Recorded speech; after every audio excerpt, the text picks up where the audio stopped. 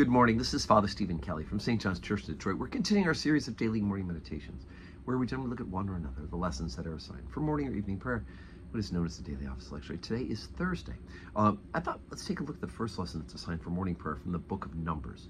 The Book of Numbers, of course, is the continuation of the story of the people of Israel and the Exodus, and of course the leadership of Moses. And as we heard yesterday, that there was a great rumbling. Why should Aaron be chosen to be this great successor, and Moses as well? And so Moses, by God's direction, gets each of the leaders of the tribes to bring a rod with them, and then those rods are all collected, including Aaron's buds, and bring forth almonds. And of course, it's a sign of God's favor for Aaron.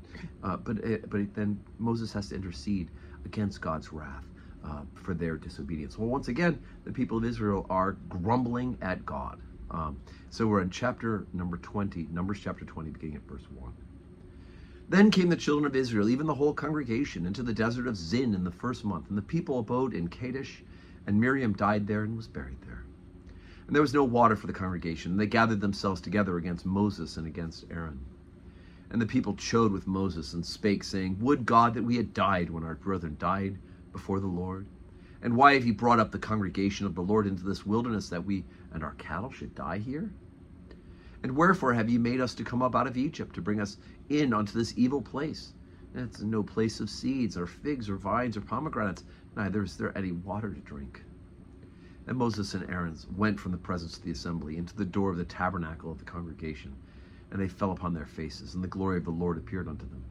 And the Lord spake unto Moses, saying, Take the rod, and gather thou the assembly together, thou and Aaron thy brother, and speak ye unto the rock before their eyes, and it shall give forth this water. And thou shalt bring forth to them water out of this rock. So thou shalt give the congregation and their beasts drink. And Moses took the rod from before the Lord, as he commanded him. And Moses and Aaron gathered the congregation together before the rock, and he said unto them, Hear now, ye rebels, must we fetch you water out of this rock? And Moses lifted up his hand with the rod, and he smote the rock twice, and the water came out abundantly, and the congregation drank, and their beasts also. And the Lord spake unto Moses and Aaron, Because ye believed me not, to sanctify me in the eyes of the children of Israel, therefore ye shall not bring this congregation into the land which I have given them. This is the water of Meribah, because the children of Israel strove with the Lord, and he was sanctified in them. So we even have this amazing thing that's happening here. God, of course, does provide water. Just as he's provided manna and the quails for them to eat. They have bread from heaven and the quails every night.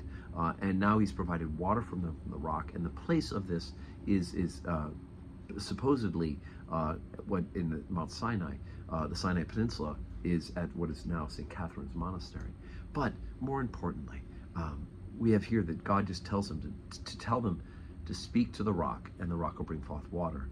And Moses has to put on a show. He's got to use the stick a couple of times on the rock, right? Beats it twice. And for this, God ends up telling Moses, even your disobedience, right? Your being that showboat brings the fact that neither of them will see the promised land. And we know that Moses will not go into the promised land. Moses will see it, but he will die before they're allowed to cross.